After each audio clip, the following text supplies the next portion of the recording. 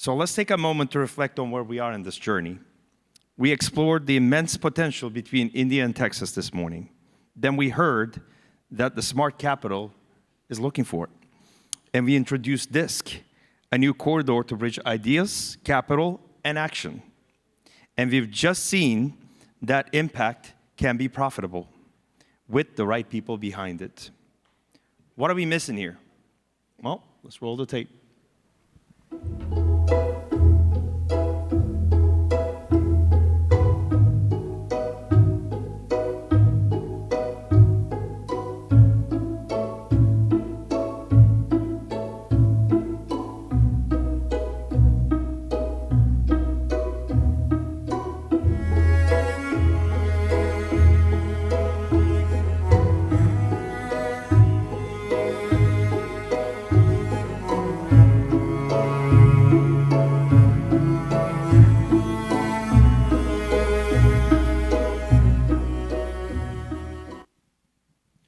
Please join me in welcoming an incredible lineup of leaders shaping the future of energy and sustainability. The pride of North Texas, Mr. Hemal Doshi, CEO of Universal Green Group. From India, Golo Joachim Pilz, advisor on renewable energy for the Brahma Kumaris. A trailblazer in energy innovation, Ms. Allie, executive director of the Ray. And to lead this powerful conversation, our favorite Dean Hasan Pirkul, Dean of Naveen Jindal School of Management at the University of Texas at Dallas.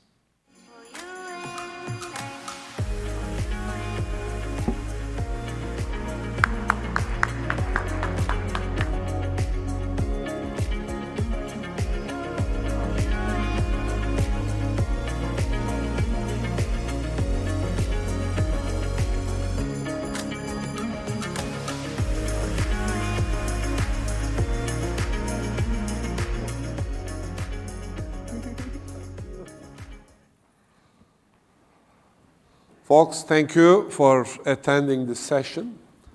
I am going to be very brief with regards to introductions because I'm going to ask each of our distinguished guests to briefly mention their backgrounds as part of our first question. My claim to fame is that I have somehow managed to stay dean for 30 years at University of Texas at Dallas. So it kind of dates me and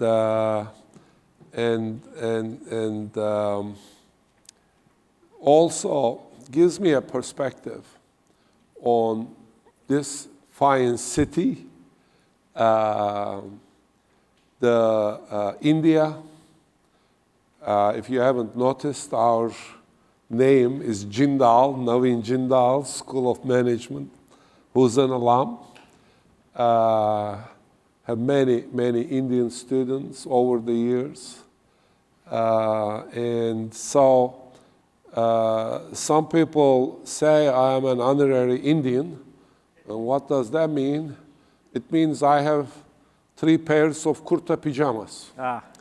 So with that, let me introduce our distinguished guests, starting at the end. Hemal Doshi, Universal Green Group. Welcome, Hemal. Allie Kelly, Executive Director of the Ray. And Golo Joachim Pilz, Renewable Energy Advisor for Brahma Kumaris. Welcome.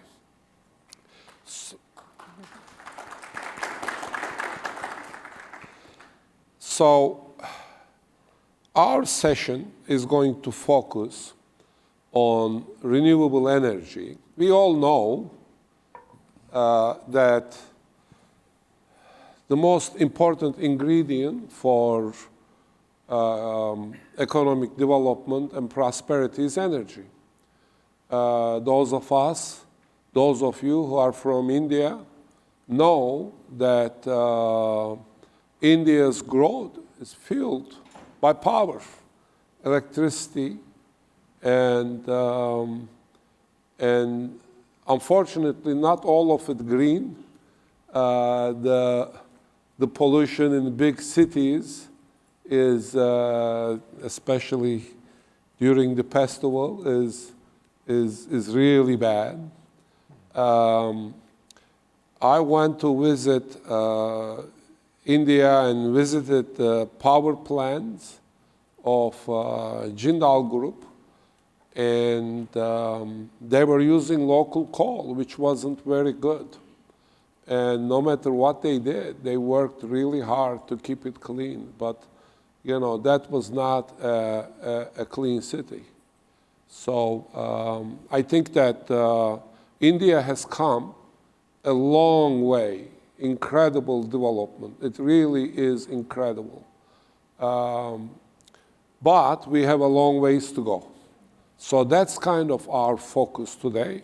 We want to talk about our experience here in Texas. By the way, our friends from East Coast and West Coast think we are backwoods people. You know, I say we. Of course, I'm an immigrant. And as they say, I got to Texas as soon as I could. I have been here 30 years, so I guess I have been here longer than at least half of the state. And in fact, when I joined UTD 30 years ago, literally the population of DFW was half of what it's today. So I am sure I am more than half, have stayed longer here than more than half of the people in the Metroplex. So with that in mind, we want to look at the experience, the renewable energy experience, and environment ecosystem that has developed in Texas. Despite us being backwoods people, somehow Texas leads the country in generation of renewable energy. And the guy who led it was an oil man. Go figure, right? So we want to compare and contrast and explore what we can learn from the experience in India. India, as I said, has made incredible strides, and as well as Texas.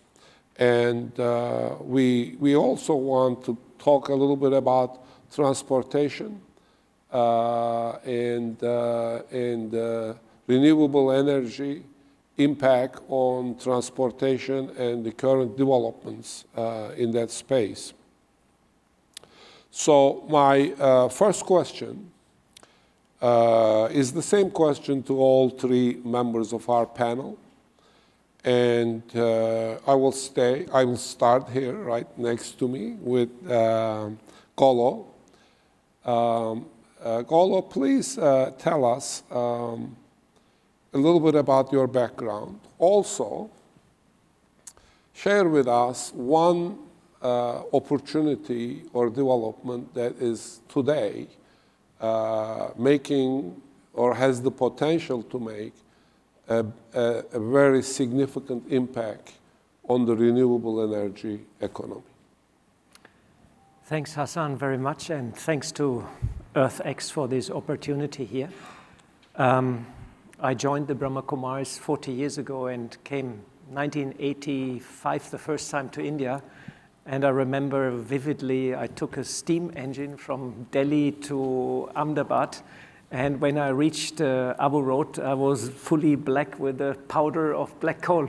So I had a very practical experience. And since then, India has not looked back. Now we have high-speed trains. And everything has been digitalized. So it's a huge step India has been taken. And when I first came to India, I saw the great potential of renewable energy, a lot of sunshine, obviously. And on the same time in Rajasthan, massive deforestation was going on. So I was inspired, I would say, to introduce renewable energy to the Brahma Kumaris, and we started with small systems. At that time, it was pretty exotic in the 80s. In the mid-80s, nobody had solar.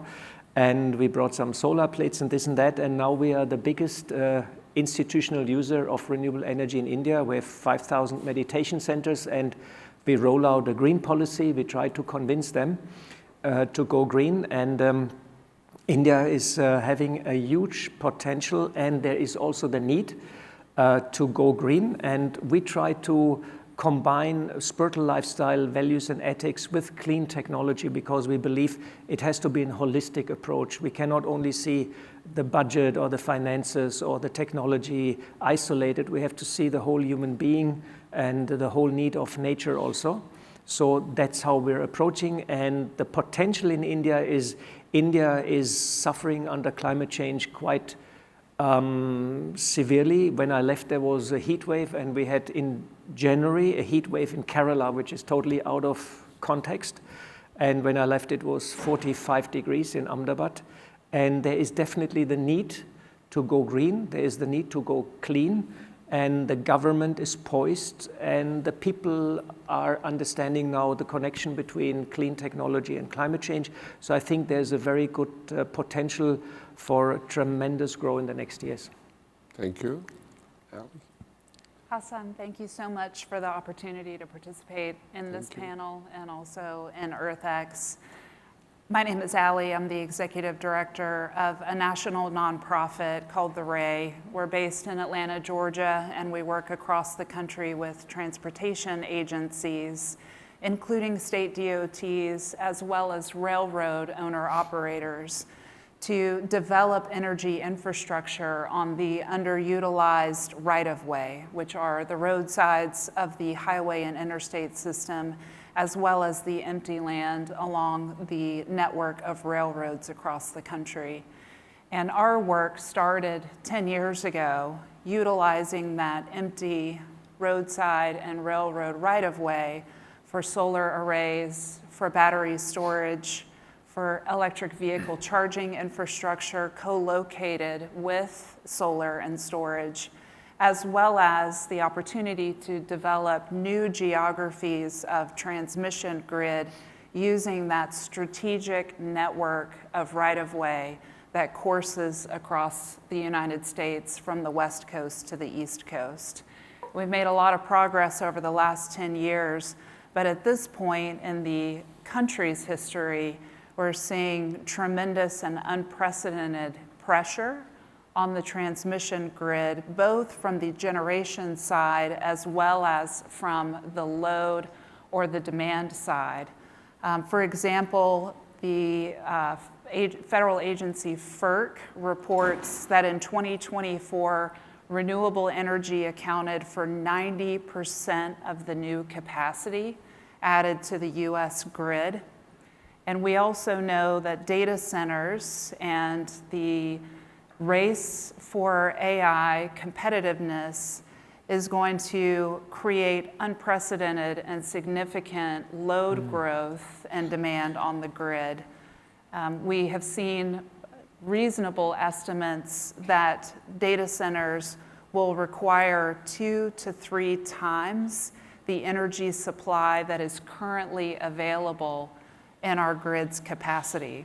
So we know that new geographies of transmission grid are going to be required in the United States to make the connections between the generation growth from renewables and from other sources like geothermal, and of course Texas has extensive gas resources as well.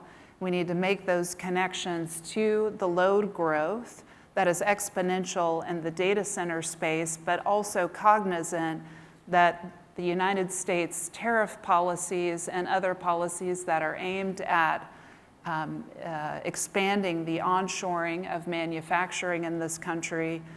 For example, the onshoring and the domestic manufacturing of semiconductors and advanced chips in this country will put even more pressure on the grid at an exponential of what the data center load is. So this is a period of urgency for a build out and for a modernization of the grid. And that takes us right to the issue of how do we accelerate the siting and the permitting of new transmission lines while we continue to work toward the siting and the permitting of new generation to supply the energy that is required for the onshoring growth and the data center growth that this country aspires to. I'll just quote the former Speaker of the House, Kevin McCarthy, who said in December at the New York Times Deal Book Summit, "Whoever captures quantum and AI has the global advantage, and whoever has energy has those." Thank you. Hemal? Thank you, Hasan. So I'm just right behind you. I'm in this town for 28 years. You are right at 30. So was involved in deregulation of energy industry in Texas. So like FARC, you have something called ERCOT that's based out of Texas. And we deregulated from like one entity doing all to a generation side, transmission side, and the retail side. So we was part of the team that helped to deregulate. And as we moved on to the market, then we entered into the generation side of the businesses. So we own and operate a few solar farms in Texas, and we build more.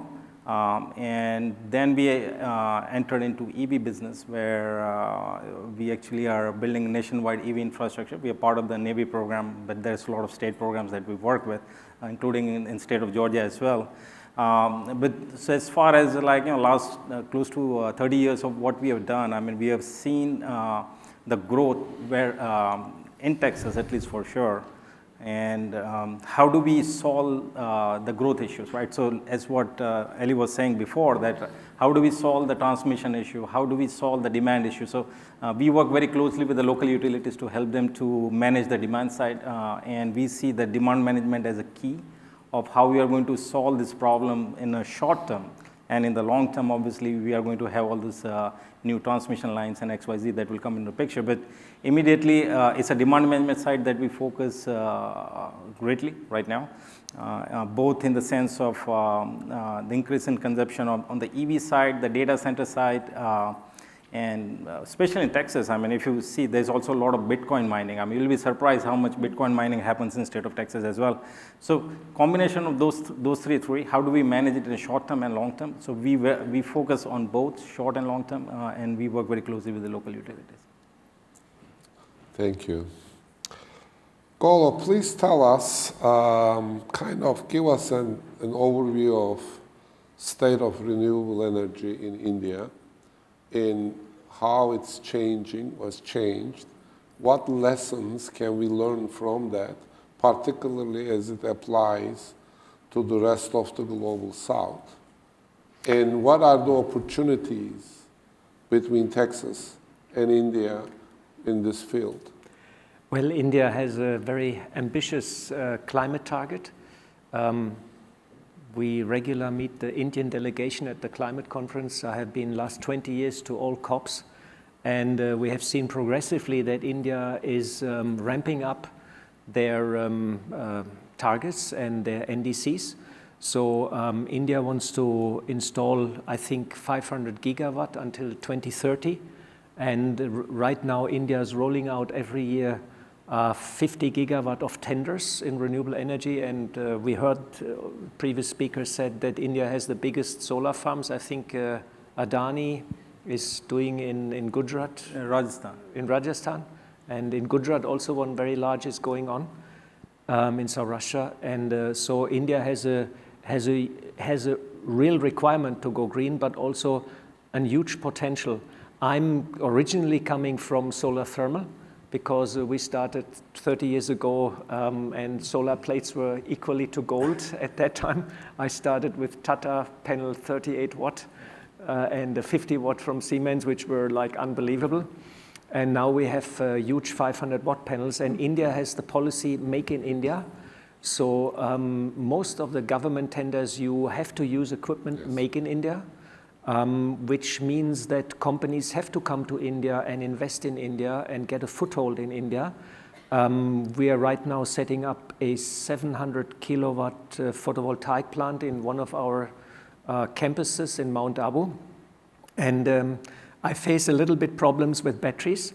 Batteries are still coming from China. Lithium batteries, I tried to get sodium batteries, but they were not yet available in India. So battery storage is one of the big challenges. Storage of energy is one of the big challenges. We run right now a 1 megawatt solar thermal power station with thermal storage, but the overall efficiency is so low that photovoltaic in combination with the low price is just unbeatable. So everything goes to PV. Storage is the big issue. Photovoltaic has become cheap, and now in India, good number of manufacturers are there. I think wafer production and crystals are not being made in India. There are some attempts to bring also that part to India. Then the inverter or electronics now in India is also, the situation is progressing. I'm working with a company in Baroda, Newen company, and they work here in India, in USA with Dynapower, and Dynapower gives design. They bring back the inverters to India. So already good collaboration is happening, and India has one issue which is in India very, very important is very, very high price competition. So I install in India systems, and I'm trying to help here also our meditation centers. And I was a bit shocked that the prices here are almost double or triple. And I'm still trying to find out what are actually the reasons that it's much more complicated, it seems, to put up in India. Not a big gigawatt plant, but smaller plants for households or for communities, microgrid systems.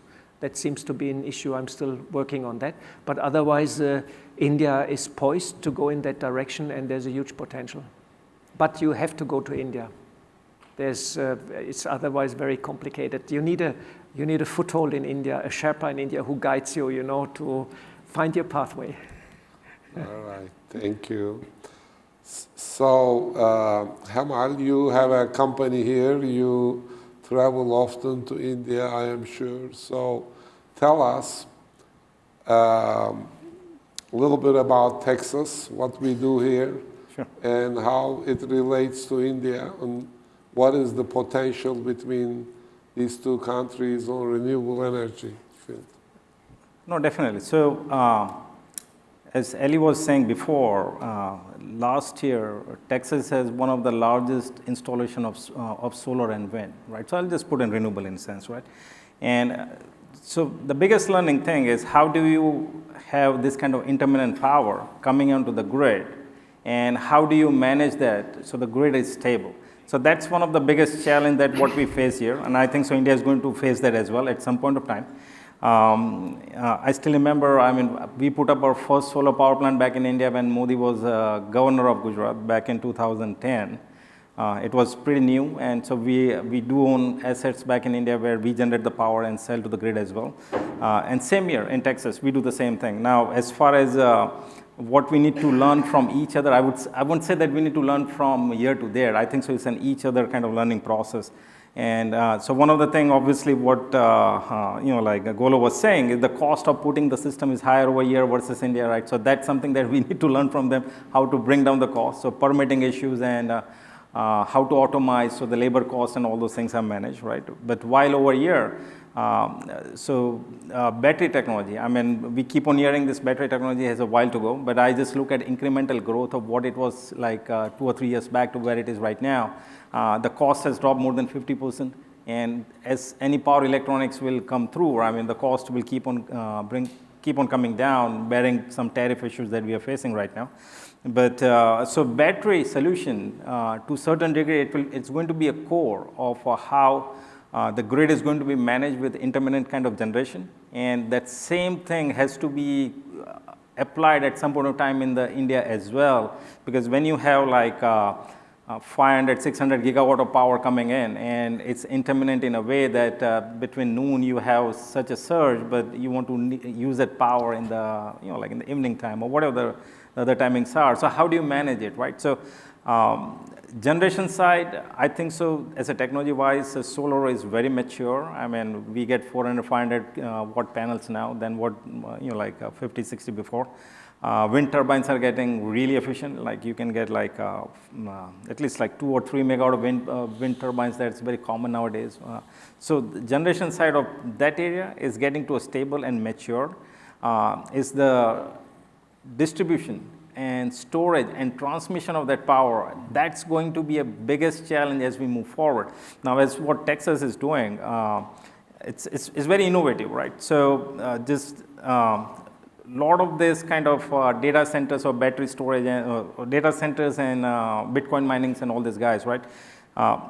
They are running their own power plants. You'll be surprised. So they put up their own small power plant, and they work with ERCOT to say that, hey, in case if there is a more load on your system, then we'll shut down our operation and we'll feed it into your grid. So there is a lot of those kind of small kind of initiative going all across where generation is becoming more diversified. It is not like, so in old times, if you think about it, there would be like one huge power plant just sitting one in a corner and like distributing the power. So, but nowadays, like distributed generation and distributed storage has become so key that that's a takeaway that India is going to take out of the experience from Texas, because in reality, those kind of technologies, they started with very high cost to a certain degree, and it's coming to a maturity.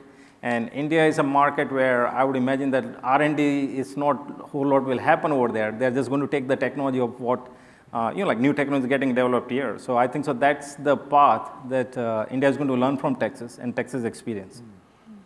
You know, I know people in Texas that are looking to invest in green hydrogen specifically as to address this intermittent productivity from wind and solar.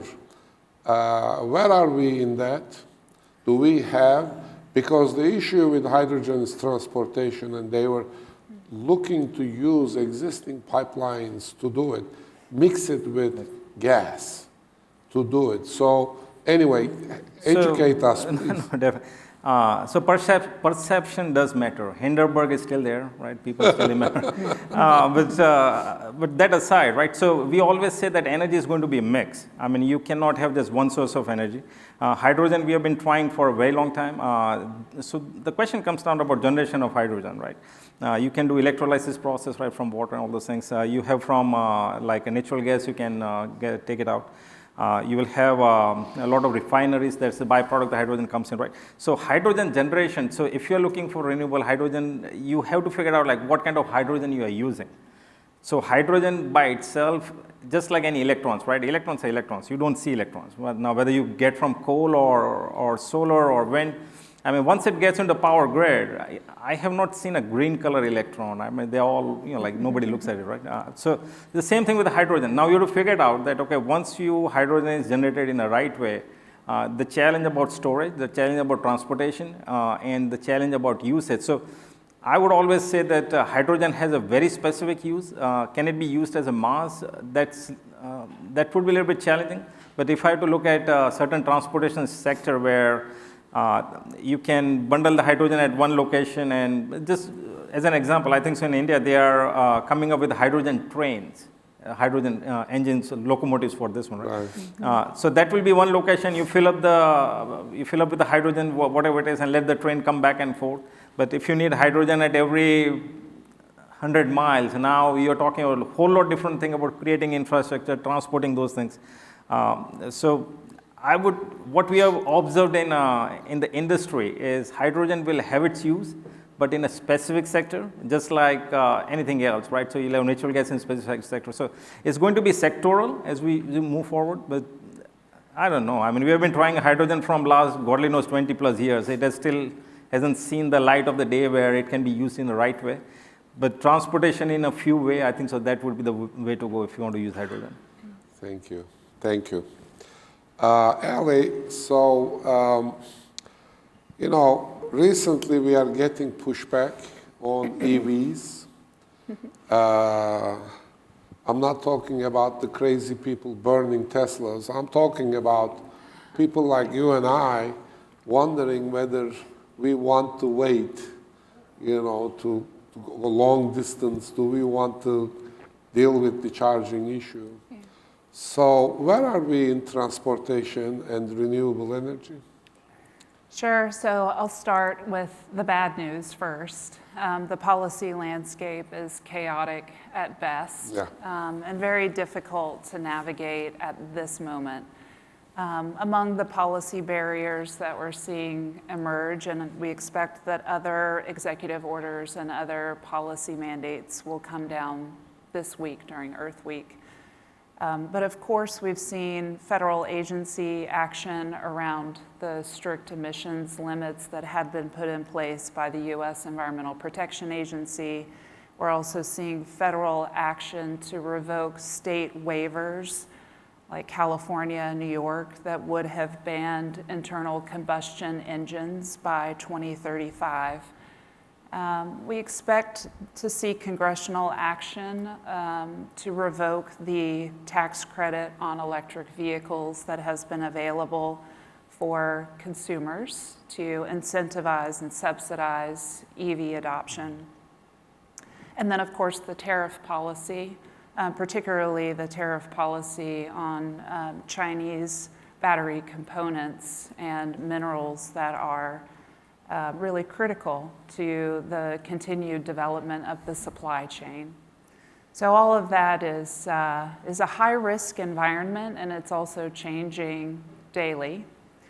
So that's the bad news. You know, what's the good news? So recently we received the reports from Cox Automotive on Q1 2025 sales of passenger electric vehicles, and we saw that sales were at 11% for Q1 2025 compared to the same period in 2024.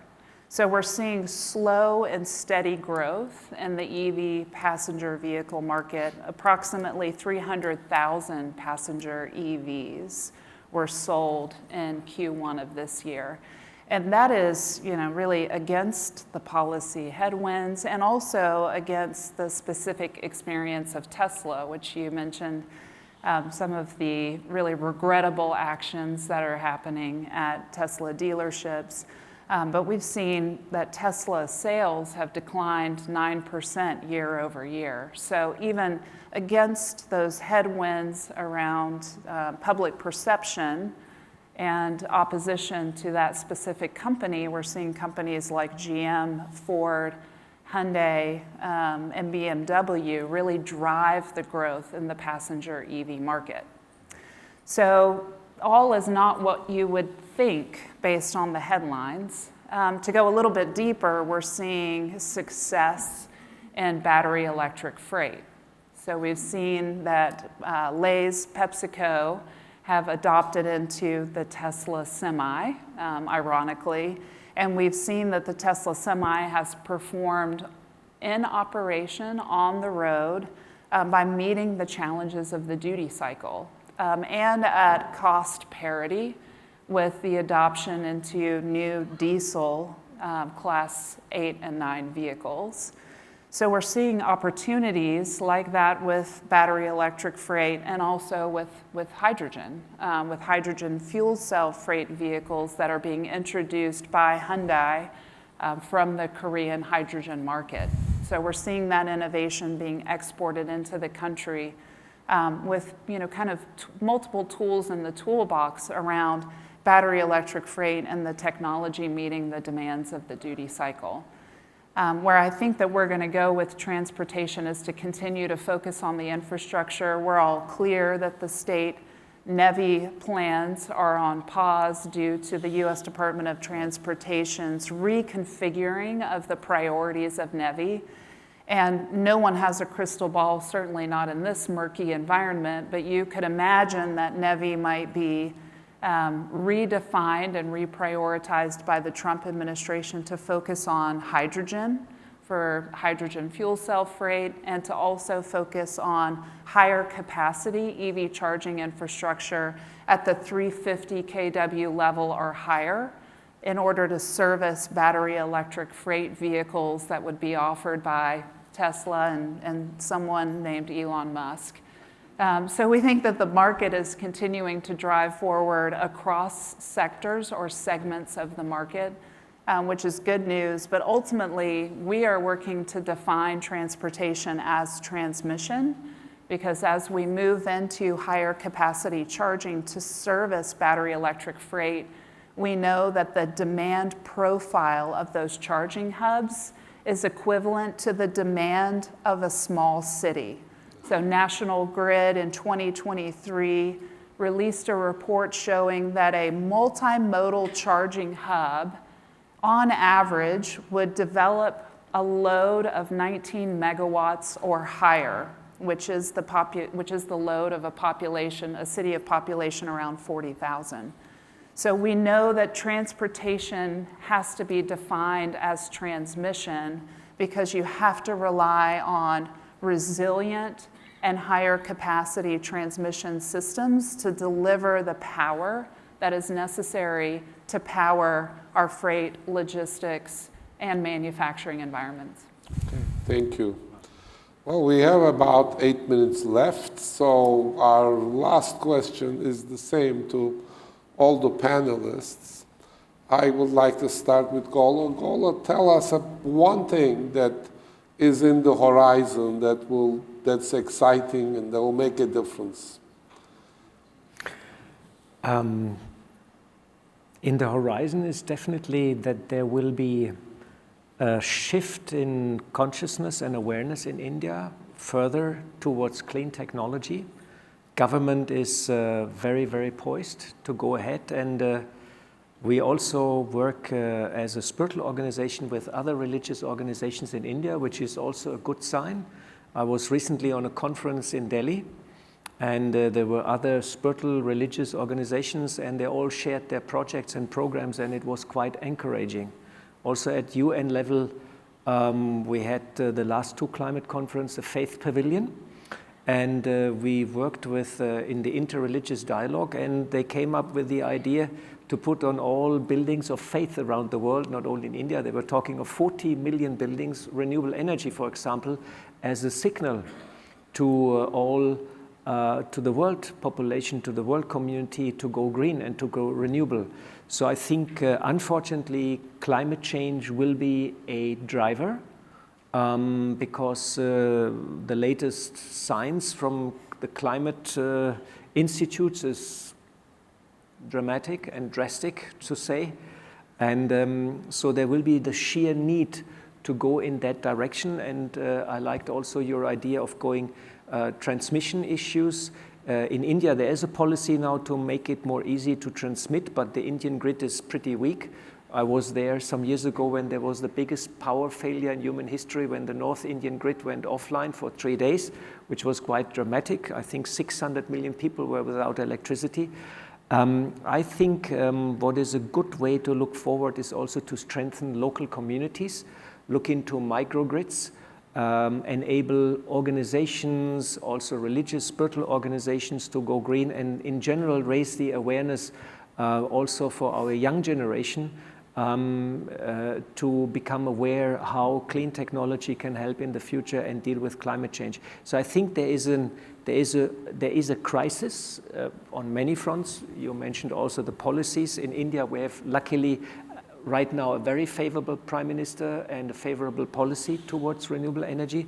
I feel there is a crisis situation, but crisis is always a chance for us to raise and to learn and to transform. And I'm doing it on a spiritual side, and my hobby is solar. Maybe other people will also adopt more clean technology, renewable energy, and out of all that, a better future will emerge. That's my hope. Thank you. Thank you. Hemal? So just to follow up a little bit on Allie, so we are number 5 on the Navy list of awardees. So we are number 5 in the national list. So we are very familiar with the transportation and the charging network, but that's one line of our business. But going back, right, I mean, so issues, and I wouldn't say issues, they are the opportunities, right, just like anything else in a life. The issues, whether they're in transmission side or charging network side, that's what we are trying to solve as well, or the demand management side of this one, or the generation side of this one. So all encompassing, right? All together. There are pockets of opportunity everywhere. I mean, that's how we look at it, right? I mean, transmission obviously one, but we also talk about like distributed generation, right? So you generate at the local at a substation level rather than very far off. So that kind of helps to stay closer to the demand area. So your the power losses or transmission losses are limited, kind of thing.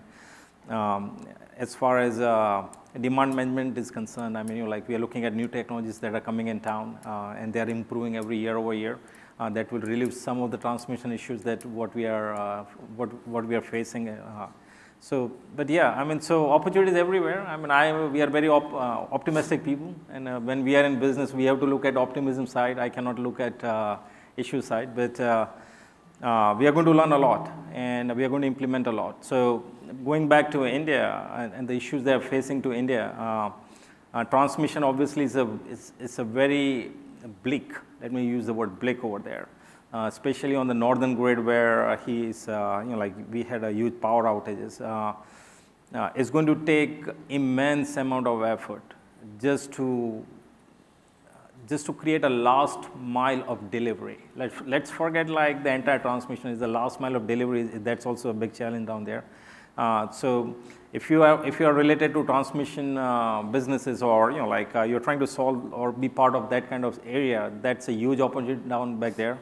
And especially when Mr. Modi is out there, I mean, he's pushing like crazy. I mean, I will use the word crazy, where he wants to move out of the fossil fuel, and I won't say just for coal, because India does not produce oil and gas, right? So they pretty much import all this gas from Qatar and Middle East, and now even like United States and Russia as well. So they are not only looking as a display, as like they're looking at substitution.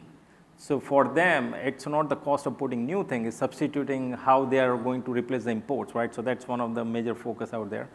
But it's going to be interesting, because as we move from the carbon-based economy to electron-based economy, right? So your electron-based economy can be generated from whatever sources is the right source for the local environment. It can be hydrogen or sun or whatever it is, right? But the electron-based economy is reality. I don't think so that's going away. It's going to increase like in some kind of exponential rate, where your transportation, your knowledge base, so that's your data centers, your financials, so that will be like Bitcoining and like all this Ether and all this thing coming. So all of those put together, opportunities are everywhere. Just have to select your area and just work on it, I guess. Mm-hmm. Okay, thank you. And finally, Allie? Yeah, just some quick thoughts. I mean, first of all, at a high level, energy is economic development. It's economic development to provide the infrastructure, but it also supports economic development. It supports manufacturing, it supports data centers. And all of that is really the connection of energy and competitiveness. So pursuing energy is pursuing competitiveness globally. And specifically, two ideas that connect India and Texas and really provide a pathway forward for collaboration. Number one, I would add geothermal to the mix. We've talked a lot about solar, which is appropriate. But I think about tools in the toolbox, and we don't pick up one tool to the exclusion of another. We have to sort of, walk and chew gum at the same time with multiple tools. Geothermal in particular is a significant opportunity for India, some 10.6 gigawatts of capacity if geothermal were more significantly explored, more intentionally explored in that country. And the Geological Survey of India has located some 340 geothermal wells that can be developed for that energy security and that energy dominance, as well as for that economic development. But I always come back to the grid. That's sort of my obsession, is how do we accelerate the build out of new geographies of grid.